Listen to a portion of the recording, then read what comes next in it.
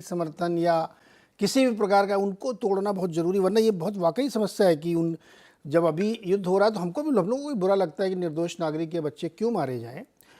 लेकिन अगर human shield उन्होंने बना लिया उनको, तो फिर आपके पास चॉइस क्या बचती, कैसे इस समस्या से निपटा जाए। तनीजा जी, महत्वपूर्ण सवाल ये है कि ब्लिंकन जी दोबारा जा रहे हैं और तमाम सारी बातें हो रही हैं कि छोड़ भी सकते हैं, कुछ बन रही बात किया जो अभी लग रहा है कि धीरे धीरे हल्के हल्के कटाई चलती रहेगी। कड़े शब्दों में बोल रहा हूं मैं।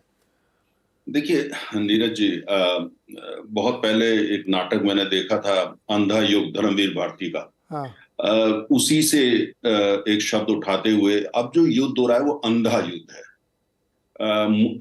इजराइल जो है उसमें इस समय बदला और प्रतिशोध सबसे ऊपर वो है। हम्म। और मुझे नहीं लगता कि इजराइल के पास, और ये बातें अखबारों में भी आ रही हैं, कुछ थिंक टैंक्स भी बोल रहे हैं कि इजराइल के पास कोई रणनीति है कि इस रणनीति के तहत वो जाकर के हमास को खत्म करेंगे। रणनीति कुछ नहीं है। अभी सिर्फ जो है वो कि बदला लेना है और प्रतिशोध की आग जो होती है उसमें है। और उससे गलतियां भी हो सकती हैं, और साथ साथ जो अमेरिका ने सुना है, बोला है इसराइल को कि भाई आपकी स्ट्रेटजी क्या है, तो उन्होंने कहा भी स्ट्रेटजी ये है कि हमने बदला लेना है, खत्म करना है। लेकिन कैसे, ये अभी इसराइल को खुद को स्पष्ट नहीं है। ज्यादातर लोगों का ऐसा मानना है। दूसरी तरफ हमास है।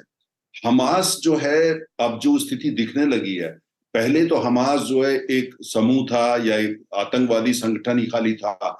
आज तो ऐसा लग रहा है कि जो 23 लाख की वहां आबादी है, चाहे वो बच्चे हैं, चाहे वो औरतें हैं, चाहे वो आदमी हैं, चाहे वो जमीन के नीचे पूरा जो एक नया साम्राज्य, पूरा एक देश बना रखा है उन्होंने सुरंगों के अंदर। उसमें खाली ऐसी छोटी मोटी सुरंगें नहीं, अब पूरा इंफ्रास्ट्रक्चर है, सब उसके साथ उन अंदर वो हैगा। तो वो तो हमास तो फिर जो है वो लोग भी हैं। हमास हमास तो है ही है। सुरंगों के नीचे का साम्राज्य वो भी हमास है। अब इस सबसे आप कैसे लड़ेंगे? तो इसीलिए मैंने कहा अंधा युद्ध। अब इस समय अंधा युद्ध है, किसी के पास जवाब नहीं है। लेकिन ये बात स्पष्ट है कि इसराइल जो है उसका कहना है कि हमारे तो अब अस्तित्व का सवाल है। ये पहली बार हुआ है कि हमको अब ये लगने लगा है कि हमारा अस्तित्व खत्म हो सकता है। और दूसरी तरफ जो इसराइल है, आपको देखिए, सेना तो उनके पास है ही है। इसके अलावा उनके पास 100 से ज्यादा आणविक हथियार हैं, जो हमेशा हर समय पनडुब्बियों में रहते हैं। उनके आणविक हथियार कभी जमीन पे नहीं रहते, वो पानी के नीचे तैरते रहते हैं पनडुब्बियों में। आज कहाँ है, घंटे बाद उसकी जगह बदल दी जाती है जिससे कि कोई उसको निशाना न लगा सके। लेकिन ये इतनी सोफिस्टिकेटेड और आर्मी और इतना सोफिस्ट टेक्नोलॉजी का सब कुछ, लेकिन आप लड़ किससे रहे हैं? आप उससे लड़ रहे हैं जो जंगलों में छुप जाता है। ये जंगल तो वहां नहीं है, सुरंगों में छुप जाता है, जो जाकर के घर के अंदर से आपके ऊपर हमला करता है। आप नजदीक आते हैं तो आपको छोड़ता नहीं, एक तरह का गुरिल्ला वॉर करता है। दूसरी तरफ जो है वो टेररिज्म के भी नए नए तरीके अख्तियार करता है। और आप कैसे लड़ेंगे? एक तरफ organise sophisticated modern arm forces, और दूसरी तरफ जो है आप एक ऐसी वो जो कि हमास है जिसके पास ये सारे तरीके हैं, जिसके मुझे नहीं लगता कि इसराइल को उसका पूरे तरीके से एक फौजी जवाब आता है। तो ये अंधा युद्ध है। दूसरी तरफ हो क्या है कि जिसको अरब स्ट्रीट बोलते हैं, कि पूरे अरब देशों के अंदर जो है सड़क पे जो भावना है, जज्बात है, वो ये विजुअल जब टेलीविजन पे देख रहे हैं तो उन लोगों के लिए आ रहे हैं, भाई आपने बच्चों को मार दिया, आपने औरतों को मार दिया, आपने अस्पताल पे हमला कर दिया। पश्चिम में भी तमाम ऐसा सुनाई में आने लगा है। भारत के अंदर भी कुछ जगह जो है ऐसी ऐसी खबरें आई हैं। तो क्योंकि वो विजुअल देख करके वो लोगों के जज्बात जो ऊपर आते हैं और बोलते हैं। तो ऐसे में मुझे, मेरा ये मानना है, जो मैं एनालाइज कर पा रहा हूं, कि मुझे नहीं लगता है कि इसका कोई समाधान है। सीज फायर कहने की कोशिश जरूर हो, लेकिन कोई सीज फायर होने वाला नहीं है। क्योंकि सीज फायर किससे करेंगे आप?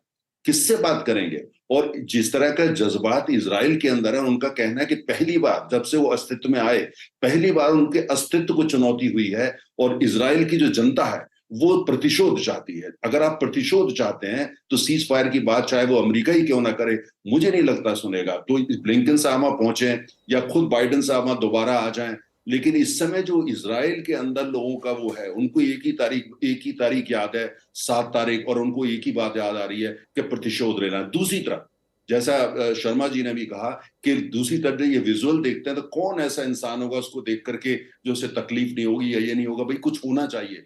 लेकिन यूनाइटेड नेशंस असहाय है। यूरोप के जो देश कुछ करने की कोशिश कर रहे हैं वो भी हेल्पलेस हैं।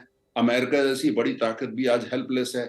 और इसलिए इसराइल वो कर रहा है जो उसको समझ में आता है। लेकिन इसराइल के हमास को डिमोलिश कर पाएगा? वो हमास की किसको करेगा? वो हमास है क्या? वो पहले तो जानते थे, लेकिन आज जो हमास है वो जो फैल गया है, उसको एकदम जी जो तहस नहस करना जल्दबाजी में मुश्किल होगा। तो मुझे लगता है ये अंधा युद्ध है। जब अंधा युद्ध होता है तो उसके परिणाम भी अंधे होते हैं। आज की तारीख में सीज फायर मुझे होती कहीं नजर नहीं आती।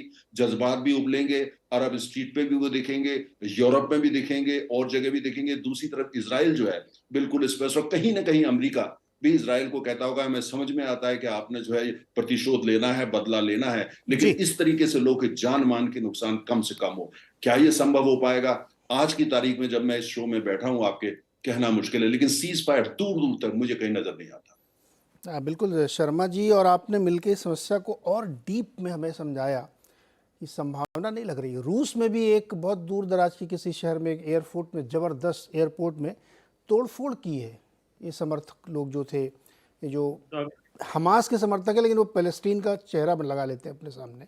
ये भी एक छद्म बहुत दुनिया भर में चल रहा है कि मैं पैलेस्टीनियन समर्थक हूँ, लेकिन दरअसल वो हमास समर्थक है। श्रीवास्तव जी, ये कोई संभावना बन रही है डिप्लोमेसी के लिहाज से, कुछ आपको दिखाई दे रहा है, या ये जो वाकई अंधा युद्ध है ये अभी चलता रहेगा और इसमें धीरे धीरे कार्यक्रम होगा?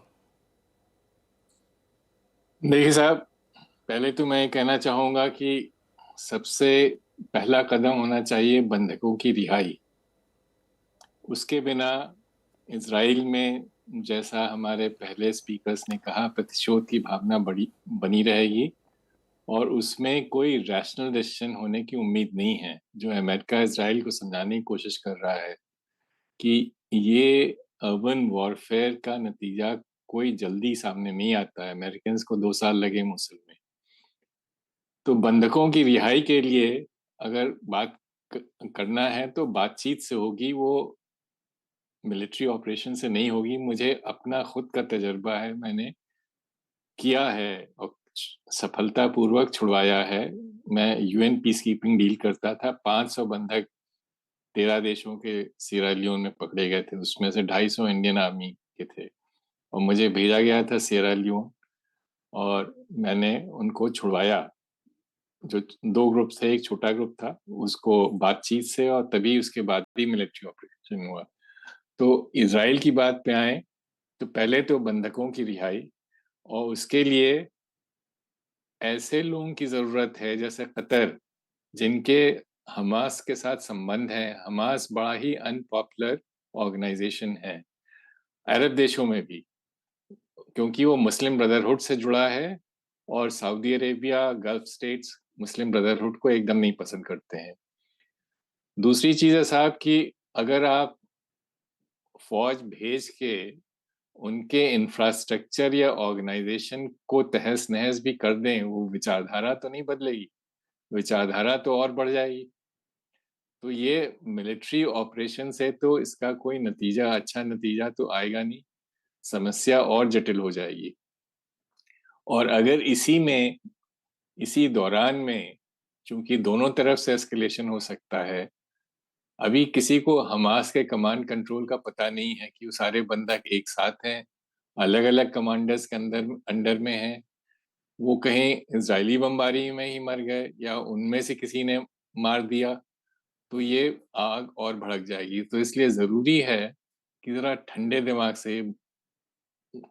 से काम लिया जाए, बजाय इसको कि श्रीवास्तव जी इसको, ये इस बताइए, समस्या को जी और श्रीवास्तव जटिल जी, किया जाए। जी ये एक बड़ा